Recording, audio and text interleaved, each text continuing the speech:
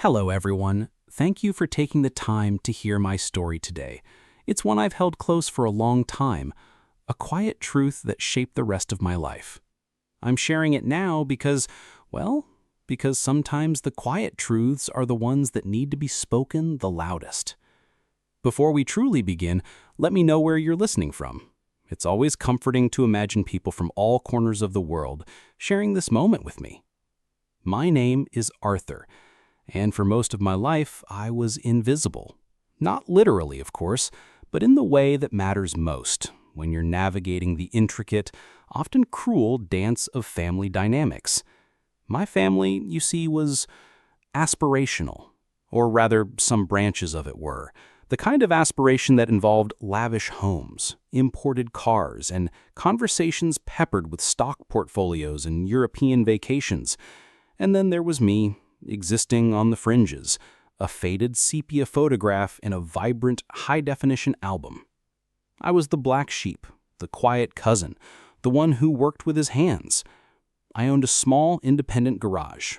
Not exactly glamorous, but it was honest work, and I took pride in it.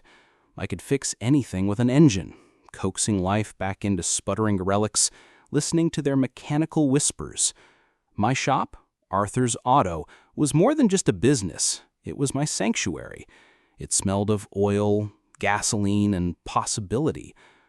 My Aunt Eleanor, my mother's older sister, was the matriarch of the successful branch. She had a way of looking at me, a subtle tilt of her head, a slight purse of her lips that spoke volumes without a single word being uttered. It said, "Poor Arthur, so earnest, so common." Her children, my cousins, Mark and Sarah, had inherited her disdain, polished it, and made it their own. Mark, with his booming laugh and even louder opinions, was a stockbroker who spoke exclusively in financial jargon, always managing to steer conversations back to his latest triumphs. Sarah, a self-proclaimed interior designer, had an uncanny ability to critique every item in my humble home, often disguised as helpful suggestions. Family gatherings were an exquisite form of torture. Picture it: gleaming chandeliers, tables groaning under the weight of gourmet food, and me trying to blend into the wallpaper, usually cornered by a distant relative asking, "So, Arthur, still tinkering with cars, are we?" The implication was always clear. I hadn't progressed. I hadn't aspired. I was a stagnant pond in a rushing river of ambition. One particular memory stands out, etched into my mind like a scar. It was Eleanor's 70th birthday, a grand affair, naturally, held at the most exclusive country club in town. I had, against my better judgment, decided to attend. I even bought a new, ill-fitting suit, hoping to at least look the part. As I stood by the bar, nursing a lukewarm soda, I didn't drink, another one of my peculiarities, I overheard Mark's voice, a little too loud, a little too close. "Honestly, Mother, it's a bit embarrassing. Don't you think he should at least pretend to have some ambition? He practically smells of motor oil." Sarah giggled, a tinkling sound that always grated on my nerves. "Oh, Mark, leave him be. Someone has to fix our cars when they break down, right? It's a valuable service." The condescension dripped from her words like honeyed poison. They thought I couldn't hear them. I always heard them. I always felt it. That night, I drove home in a fog of humiliation, the city lights blurring through unshed tears. I questioned everything. Was I truly a failure? Was my honest hard work so utterly worthless in their eyes? The air in my old pickup truck felt thick with unspoken judgment. It was a cold, blustery October evening, about a month after Eleanor's birthday. The kind of evening where the wind howled like a banshee and the rain lashed down in sheets, turning the roads into slick, treacherous ribbons. I was closing up the shop, the familiar clatter of tools and the smell of exhaust still lingering in the air, when I heard it, a faint, insistent tapping on the heavy metal door. My first thought was annoyance. Who would be out in this weather? My second was a flicker of concern. No one should be. I opened the door cautiously, peering into the gloom. Standing there, drenched to the bone, was an old man.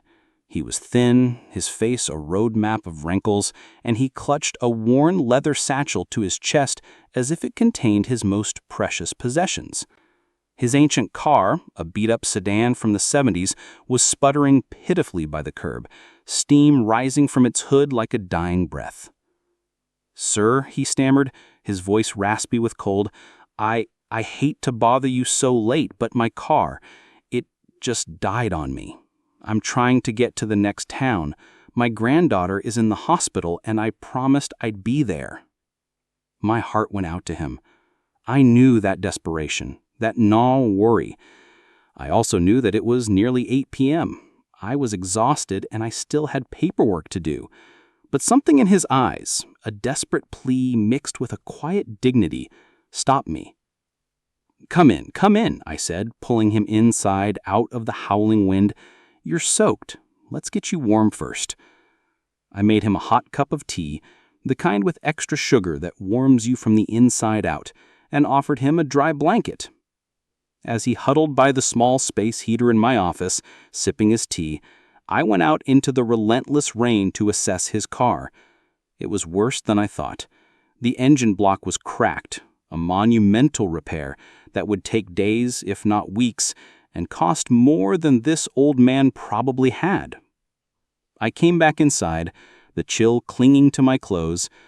"Sir," I began gently, "I'm afraid it's not good. The engine, it's really bad. It's going to be a very expensive, very time-consuming repair." His shoulders slumped. "I see," he said, his voice barely a whisper.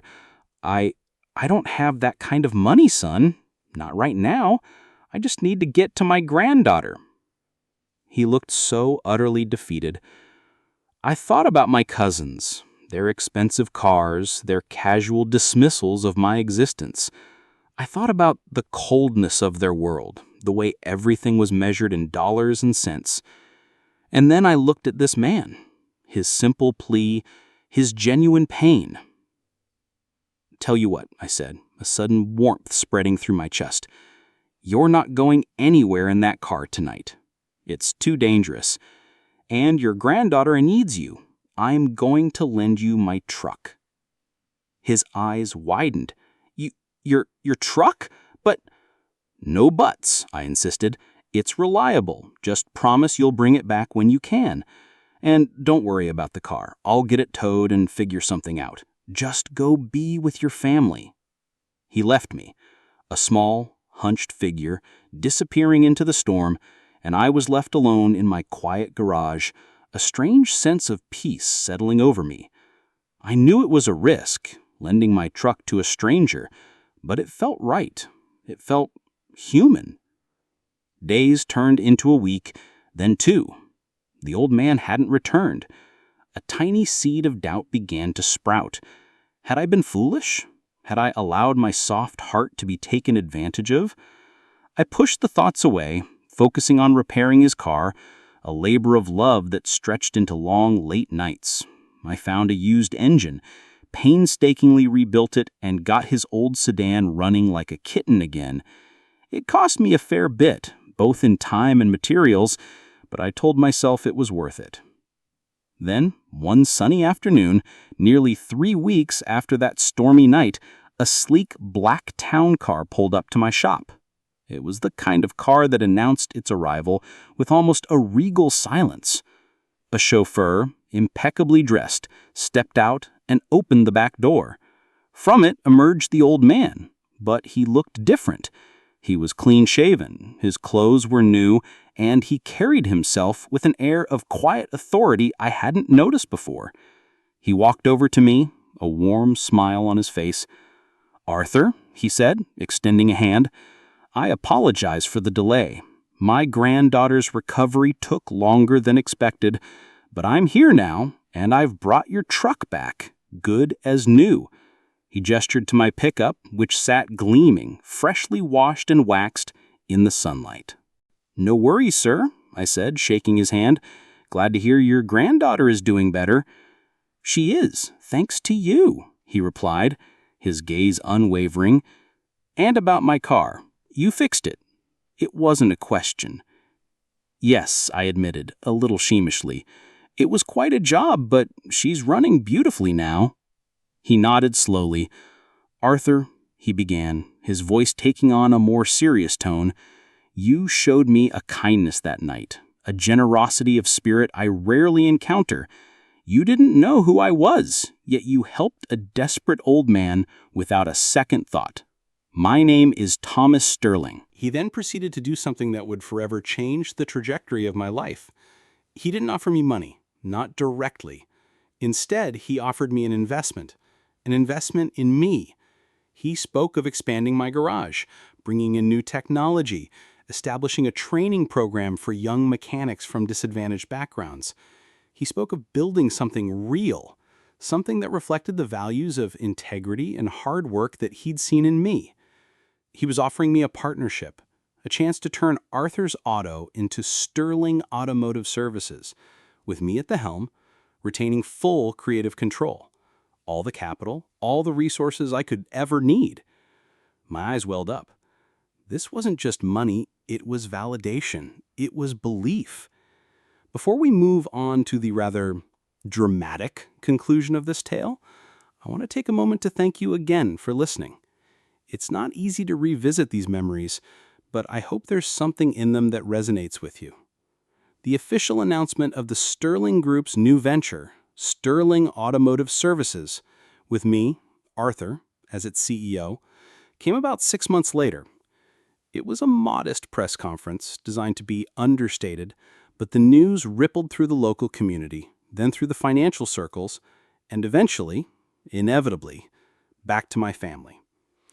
The annual Christmas dinner that year was to be held at Eleanor's sprawling estate. I received an invitation, a beautifully embossed card, just like every year, but this year there was a subtle difference in the tone of Eleanor's accompanying note, a hint of curiosity. I arrived, not in my old pickup, but in one of the new, discreetly branded company cars, a sleek hybrid, nothing ostentatious, but undeniably new and well-maintained. As I walked in, I could feel the shift in the atmosphere. The usual polite, dismissive nods were replaced by hesitant smiles, speculative glances. Mark was, of course, the first to corner me. "Arthur, my man, long time no see. So this Sterling Automotive Services. Quite the leap, huh? Always knew you had it in you." His voice was too loud, his smile too wide. He clapped me on the back, a gesture of camaraderie that felt utterly forced. Sarah, ever the strategist, chimed in, "Arthur, darling, I hear you're expanding. I've always had a keen eye for design. Perhaps I could help you with the interiors of your new facilities? Give them a touch of class." Her tone was syrupy, almost cloying. I simply smiled, a genuine, quiet smile, and nodded. "Thanks for the thought, Mark, Sarah. It's certainly been interesting." The main event, however, unfolded later, during dinner. Eleanor, perched at the head of the impossibly long dining table, raised her crystal glass. "A toast," she announced, her voice ringing out. "To family and to all our accomplishments this year." Her eyes, however, seemed to linger on me, a question mark in their depths. Just as the glasses clinked and polite murmurs filled the room, the front door chimed softly. Eleanor frowned. "Who could that be? We're not expecting anyone else." The housekeeper, flustered, appeared at the dining room entrance. "Mrs. Sterling, there's a gentleman here. He says he's a friend of Arthur's." A ripple of curiosity went through the room. A friend of Arthur's? Who could it be? Then into the elegant, hushed dining room walked Thomas Sterling. Silence. Absolute, deafening silence fell over the room. Eleanor's fork clattered against her plate. Mark's jaw hung slightly open. Sarah's perfectly coiffed hair seemed to stiffen. They all knew Thomas Sterling. Not personally, of course, but as a titan of industry, a man whose name commanded respect and awe. He walked directly towards me, a warm, knowing smile on his face. "Arthur, my boy," he said, Placing a hand on my shoulder, I hope I'm not interrupting, just wanted to wish you a Merry Christmas personally, and to say I'm immensely proud of what we're building together. He then turned to the assembled stunned family. Eleanor, he said with a polite, almost amused nod. Mark, Sarah, it's a pleasure to see you all. I'm so pleased to be working so closely with your exceptionally talented cousin Arthur. He's a true visionary. The color drained from Eleanor's face. Mark looked like he'd swallowed a lemon. Sarah, for once, was utterly speechless. The entire power dynamic of the room had not just shifted, it had been utterly inverted, shattered into a million glittering pieces.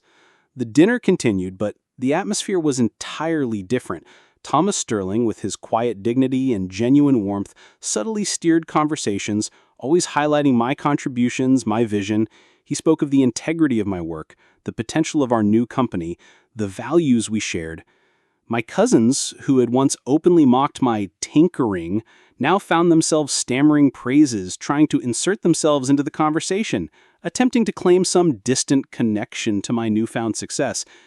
It was almost comical, if it hadn't been so deeply satisfying. The resolution, as they say, wasn't a sudden dramatic explosion. It was a slow, quiet unfolding. Eleanor, to her credit, eventually approached me later that evening. Her usual icy demeanor melted into something softer, almost remorseful. Eleanor, I suppose I misjudged you. We all do sometimes, Aunt Eleanor. I replied with a profound sense of peace settling over me. I wasn't angry, not anymore. The validation I had always craved from them felt hollow now that I had true, genuine respect from someone who saw beyond the surface. Mark and Sarah, predictably, tried to leverage the connection. They made subtle inquiries about investment opportunities, about strategic partnerships. I handled them politely, professionally, but with a quiet firmness. I wasn't interested in their transactional relationships. My focus was on building something real, something rooted in integrity, not in superficial gain. Sterling Automotive Services flourished. We built training centers, provided scholarships, and became a beacon of opportunity for many who, like me, had once felt overlooked. My garage, the place that smelled of oil and possibility, became a hub of innovation and community. Thomas Sterling remained a mentor and a friend, a testament to the power of a single, selfless act of kindness. He always said that true wealth wasn't measured in bank accounts, but in the richness of one's character and the positive impact one had on others. He taught me that humility isn't weakness. It's the quiet strength that allows you to see the true value in people regardless of their circumstances. So, if there's one thing I hope you take away from my confession today, it's this. Don't let anyone else define your worth.